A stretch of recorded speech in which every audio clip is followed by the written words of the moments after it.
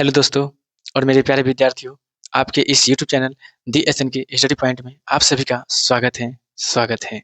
अभी हम लोग पढ़ने वाले हैं बहुपद यानी कि पॉलिनोमियल में उसके चर अचर के बारे में विशेष रूप से जानने वाले हैं। मुख्य रूप से इन्हीं सभी बिंदुओं के बारे में हम लोग जानेंगे कि चर किसे कहते हैं, अचर किसे कहते हैं।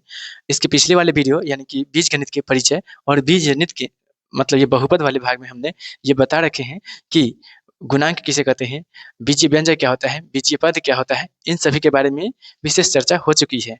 इसके पिछले वाले वीडियो आप देख लेंगे तो काफ़ी ज़्यादा सहयोगपूर्ण होंगे।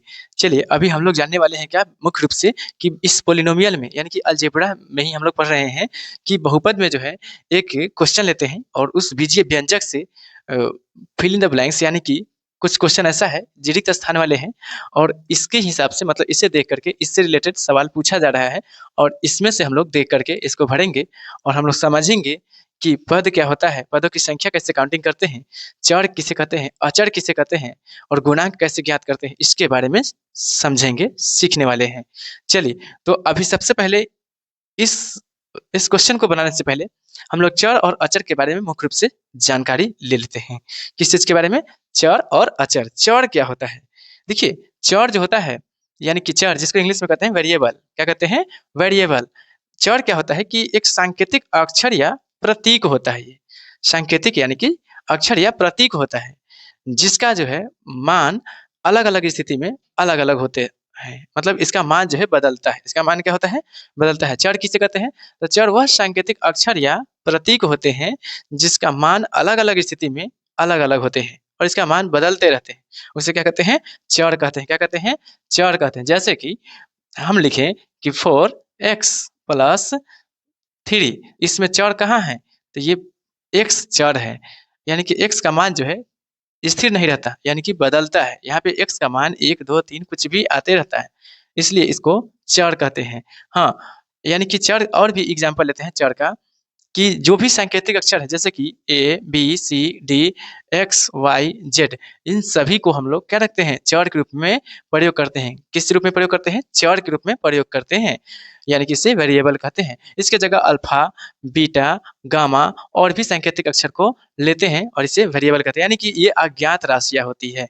कुल मिला के कहे तो ये अज्ञात राशियां होती है।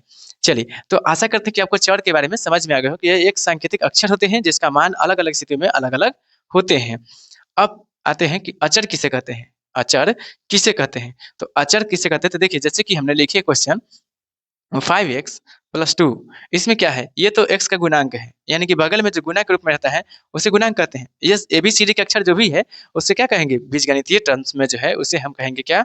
यानी कि चर कहते हैं। तो फिर क्या बच गया? 2 है ऐसा, ये संख्या जो है इसी को अचर कहते हैं। क्या कहते हैं? इसे अचर कहते हैं। जो संख्यात्मक मतलब संख्यात्मक मान होते हैं जिसका मान बदलता नहीं है, वो फिक्स रहता है, उसे हम अचर कहते हैं। क्या कहते हैं? उसे अचर कहते हैं। तो अचर में जान गए क्या कि कोई भी संख्या होगी फिक्स होगी, इसका मान कभी बदलेगा नहीं, जो है वही रहेगा, तो उससे कहते हैं अचर। और चर कहते हैं जो सांकेतिक अक्षर होते हैं उसका मान कभी भी अपना अपना स्थिति के अनुसार बदलते रहते हैं, उससे कहते हैं चर। तो आशा करते हैं कि चर अचर के बारे में आप आसानी से समझ गए होंगे इसका परिभाषा और जैसे।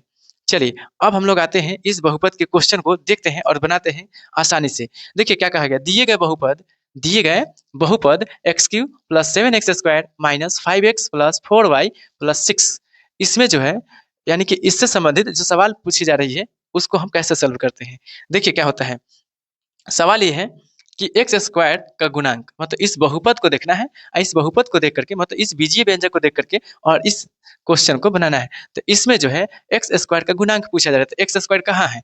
x² यही है। अब x² का गुणांक क्या मतलब कहाँ है? मतलब x² का गुणांक जो है क्या होगा? तो चलिए देखते हैं।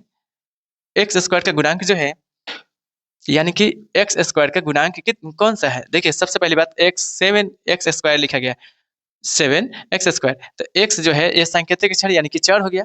अभी चर जो है किसके साथ गुणा हो रही है? 7 के साथ, यानी कि 7 गुने x² कहने का मतलब ये है। तो जिसके साथ गुणा होता है वही गुणांक कहलाता है। क्या कहलाता है? गुणांक कहलाता है। तो x² का गुणांक कौन हो गया? 7। क्या हो गया? 7। आंसर लिखेंगे 7। फिर कह रहा है चर वाले बहुपद है। ये बहुपद जो है कितने चर वाले बहुपद है? इसमें कितने चर आए हैं? तो देखिए x यहाँ भी x, यहाँ भी x, मतलब एक किस्म का एगो चर हो गया। दूसरा आ गया y, यानी कि एगो x चर है और y चर है, तो एक दो, दो चर वाले बहुपद है। ये कितने चर वाले बहुपद है? दो चर वाले बहुपद है। अब इसमें पूछा जा रहा है कि इनमें अचर पद कौन है? तो अचर पद में अभी ही थोड़ा देर पहले जानकारी लिए, यानी कि सीखे हैं क्या कि अचर पद जो होते हैं वो संख्या होते हैं जिसका मान बदलता नहीं है। तो देखिए अचर पद, इसमें देखिए सब जो है x के साथ है, ये सब नहीं है अचर, लेकिन ये 6 जो है अचर पद है। क्या है ये? अचर पद है। 6 को बोलेंगे क्या? अचर पद। अच्छा, बहुपद का घात क्या है? तो बहुपद के घात के लिए क्या बता रहे हैं कि इस पूरे व्यंजक में देखेंगे कि अधिकतम पावर किसका है, किस पद का है? तो एक्स क्यू है। तो अधिकतम पद की जो घात, जिस पद की घात अधिकतम होते हैं उसे ही तो ये पूरा व्यंजक के लिए उसका घात माना जाता है। तो बहुपद का घात कितना हो जाएगा? तो सबसे अधिक घात कितना है? 3, यानी कि बहुपद का घात बराबर, बहुपद का घात बराबर 3 हो जाएगा। अच्छा, इसमें डैश डैश चर है। इसमें कौन कौन से चर है? यहाँ तो हमने 2 चर लिख दिए, लेकिन कौन कौन से चर है? इसमें है x और y चर है, x और y चर है। फिर पदों की संख्या, देखिए पद की संख्या कैसे काउंटिंग करेंगे? तो 1 2 3 4 5, यानी कि इस बीजीय व्यंजक में, इस बहुपद में कितने पद हैं? तो 5 पद हैं। कितने पद हैं? 5। तो पदों की संख्या 5 है। कितना है? 5। लेकिन हम लोग ऐसे नहीं, हिंदी शब्दों में लिखेंगे 5 है।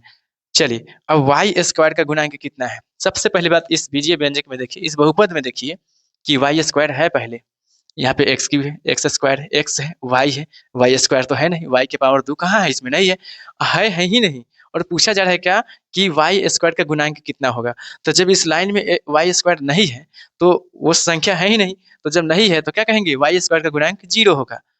वाई स्क्वायर का गुणांक कितना होगा? 0 होगा। जब इसमें वह चर है ही नहीं, वैसा वो पद है ही नहीं, और उसका गुणांक पूछा जाए तो वैसे के लिए यहाँ पे आंसर जो होगा 0 होगा। यानी कि इस लाइन में ऐसा है कि 0 वाई स्क्वायर रहा होगा, तो इसका गुणांक कितना हो जाएगा? 0 होगा।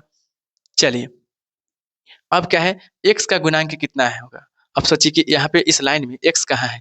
तो x यही है। कहाँ है? ये है x। x को इसके साथ जो अंक सटा हुआ है ना, सिंपल गुणांक चिन्ह का एक आसान तरीका कि उसके साथ जो संख्या सटा हुआ होता है ना, वही उसका गुणांक होता है। तो यही ना है सटा हुआ 5। लेकिन 5 क्या है? माइनस में है, तो इसका आंसर हो जाएगा -5। चलिए, एक्स क्यू का गुणांक कितना है? एक्स क्यू कहाँ है? यही है एक्स क्यू। अब देखिए इसका गुणांक कैसे पता करेंगे? इसमें तो संख्या नहीं सटा हुआ है। हाँ, जब यहाँ पे कोई संख्या नहीं हो तो 1 मान लिया जाता है कि यहाँ पे 1 है। तो एक्स क्यू का गुणांक कितना होगा? 1 हो जाएगा। कितना हो जाएगा? 1। तो अब बताइए कि इस बहु